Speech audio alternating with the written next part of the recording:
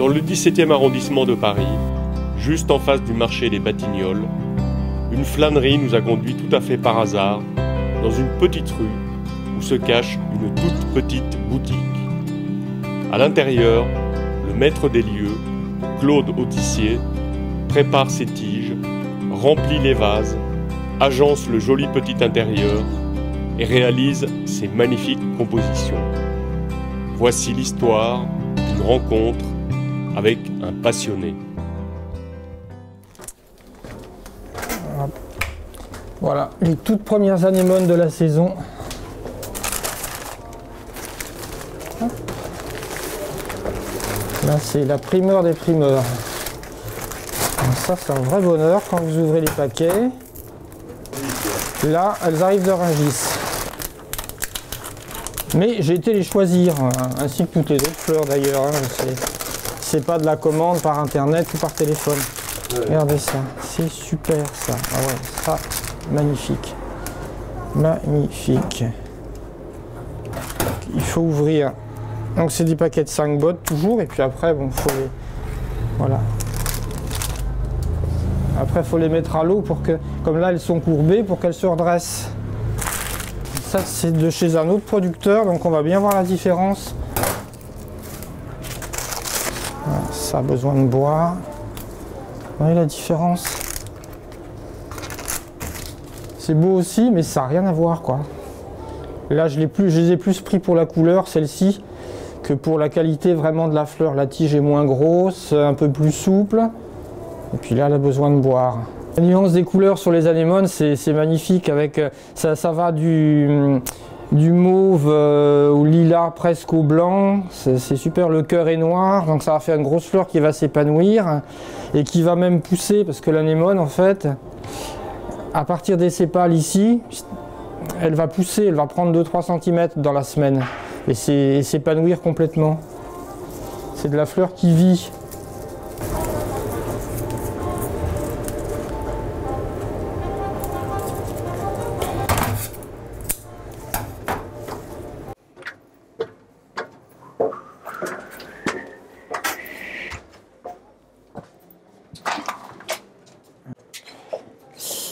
Voilà.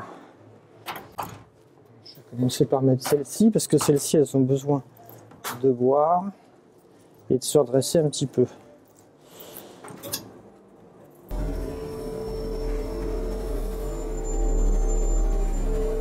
Non, de toute façon, c'est comme une livraison. Vous allez avoir 12 € de frais de transmission. Que vous les ayez là ou vous les ayez en livraison, ça ne change pas grand-chose. Hein. Ah ben lui pourra les livrer à 20 h effectivement, parce que moi je vais mettre comme annotation impérativement livrer le plus tard possible et téléphoner avant, surtout pour savoir si la personne est là. Ça c'est important.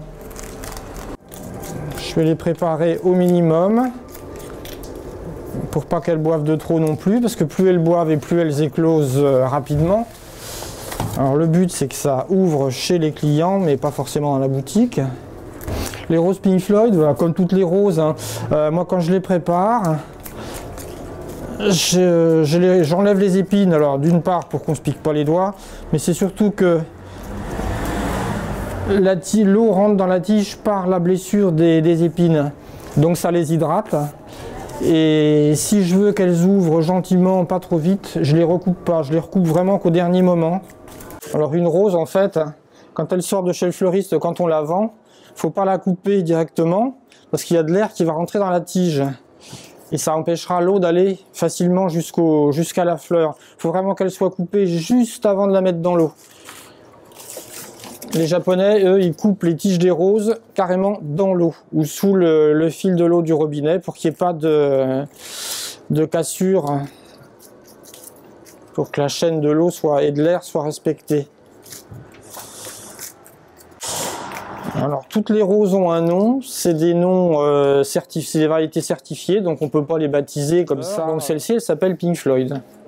Là j'ai trouvé une autre variété, là je la connaissais pas du tout, de rose rouge qui s'appelle Eagles. On est toujours dans la musique et ça me paraît pas mal, je vais la tester. Voilà, pour moi les fleurs, Quand c'est des fleurs un peu exceptionnelles comme ces roses là, Pink Floyd, c'est pas la peine de rajouter de feuillage, de choses comme ça. On les laisse vraiment naturelles. En fait, elles se subliment toutes seules. Juste un bel emballage et ça suffit. C'est un petit peu comme un cuisinier qui a un super bel ingrédient. Il va pas le cacher avec des sauces, des herbes. Il va mettre le minimum pour le sublimer et s'arrêter là, quoi. Alors, au départ, moi je viens de la production, donc je suis aussi heureux dans une serre avec des milliers de plantes, on va dire produits à la chaîne, que dans un espace vert ou en pleine forêt, hein, donc, ou dans une boutique de fleurs. Et vous êtes devenu fleuriste par vocation artistique un peu? Plutôt. J'avais besoin de faire autre chose avec des fleurs, de faire autre chose que de les laisser en pot et de les livrer au supermarché du coin. Tout est beau, mais en fait c'est ce qu'on en fait qui me plaît ou qui me plaît pas. Alors il y a des choses qui me plaisent pas du tout. Il y a des fleurs qui rentreront jamais dans la boutique. Type gypsophile, type gerbera, type choses comme ça, type petite rose toute chouquette là. Moi j'aime bien les fleurs un peu plantureuses, bien charnues. Et voilà. Vous avez travaillé avec un cuisinier que ça vous a un peu inspiré? Oui, j'ai travaillé pour son restaurant en fait, parce que moi je ne fais pas de cuisine du tout, heureusement. Finalement, qu'on soit cuisinier, qu'on soit sculpteur, peintre, photographe ou fleuriste, on a les mêmes sensibilités de toute façon. Donc dès qu'on échange, dès qu'on parle sur quelque chose, on voit bien qu'on est sur le même terrain. Donc moi du coup ça me stimule. Je vais autant apprendre d'un photographe, d'un cuisinier que d'un fleuriste. On fait un plat effectivement. Donc on tient compte de la texture, on tient compte du relief, on tient compte de la forme, de la ligne, de la couleur. L'amaryllis, il aura 1, 2, 3, 4, il aura 5 fleurs. C'est fantastique ça. Mais même la structure de l'amaryllis, moi je garde des tronçons pour en faire autre chose que pour faire un petit objet bizarre dans les bouquets, où je les coupe en rondelles, ou des fois quand je fais des compositions piquées, je les coupe en rondelles et il m'arrive de les mettre presque en brochette. Tac. De les enfiler sur une branche comme ça et de les mettre en brochette, c'est décoratif. Donc ça va être un bouquet assez zen.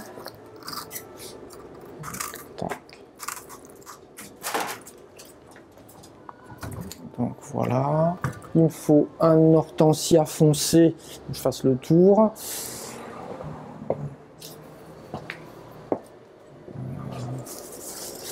On va se le prendre comme ça. On va en mettre 2, soyons fous. Voilà, donc ça va faire un bouquet assez sombre, un bouquet d'automne. Hein. Voilà, comme ça. Je vais juste l'éclairer avec un petit peu de boulet strié. Là aussi c'est graphique, c'est un petit peu étonnant par la forme. Toujours pour rester un peu dans ces couleurs, mais pour que ce soit graphique, de l'amarante queue de renard.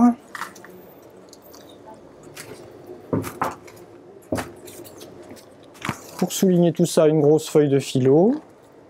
Tac. Encore un peu de cornouiller, mais je vais le travailler différemment. Le cornouiller, je le rajoute comme ça pour l'instant. Je le réserve, mais après, je vais le casser. Je vais faire des lignes qui vont traverser le bouquet, en fait. En fait, c'est un petit peu comme dans la nature, quand vous avez les oiseaux qui vont dans des arbres et qui cassent les branches comme ça. On a à peu près le même résultat. Voilà, un bouquet graphique, nature, comme si les oiseaux s'étaient posés sur les branches et avaient cassé un peu les branches de l'arbuste, comme ça. Voilà. Comment vous arrivez à créer un nouveau bouquet? Il y a une technique particulière? Il y a les techniques de base, hein, là encore c'est comme un musicien, il va falloir qu'il travaille son solfège, et puis après il va improviser, il va faire du free jazz à fond, mais avant de faire ça, il faut vraiment avoir les bases, quoi, et connaître son solfège. Et donc, comment vous viennent vos idées de recettes, de bouquets? Alors ça peut être de différentes manières. Si j'ai une commande précise à faire pour le lendemain, là je vais réfléchir la veille Et puis ça va peut-être venir tout seul la nuit, ou ça va venir si je me balade en regardant des vitrines, ou comme ça, je suis un peu en mode éponge, et puis ça va infuser tout seul, et puis je vais trouver le truc. Soit j'ai pas forcément de commande, et c'est là le produit, c'est en découvrant à Rungis le matin à 4h ou 5h, en découvrant l'arrivage, et je me dis, ah tiens, ça, je vais en faire ça. Ça, ce produit-là, il est bien, je vais le travailler de telle et telle façon. J'essaye en général que ce ne soit pas trop prévu à l'avance. J'aime bien l'improvisation. Est-ce qu'il vous arrive d'aller par exemple aux Pays-Bas? Jamais. Jamais, jamais, jamais. Pourquoi? D'une part, j'ai pas le volume suffisant pour le faire. Et puis, on a tout ce qu'il faut. Les Pays-Bas nous envoient des fleurs à Rungis. Moi, je trouve ça un peu dommage d'aller, ou alors on veut aller faire un peu de tourisme, hein, ça c'est autre chose, mais d'aller directement aux Pays-Bas. Et en plus, on squeeze la filière. Alors si on défend la filière professionnelle, il faut jouer le jeu et passer par son grossiste qui lui-même va acheter aux Pays-Bas via un acheteur au cadran. Et donc on a fait le cheminement et chacun a sa place quoi, en fait. Vous avez, je crois, aussi un goût particulier pour les fleurs qui viennent du midi de la France. Alors oui, j'aime bien les fleurs qui voyagent pas beaucoup.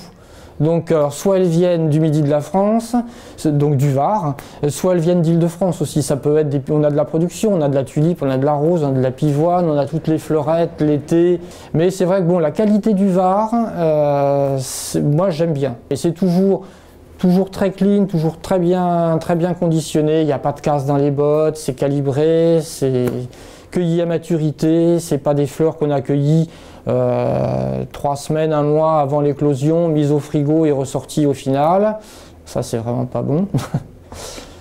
Donc voilà, c'est des gens qui travaillent bien. Le jour où j'exercerai plus, j'aurai un petit bout de serre dans un coin et je ferai un petit peu de production, j'aurai quelques rangs de feuillage, etc. Bien sûr, oui, ça c'est sûr.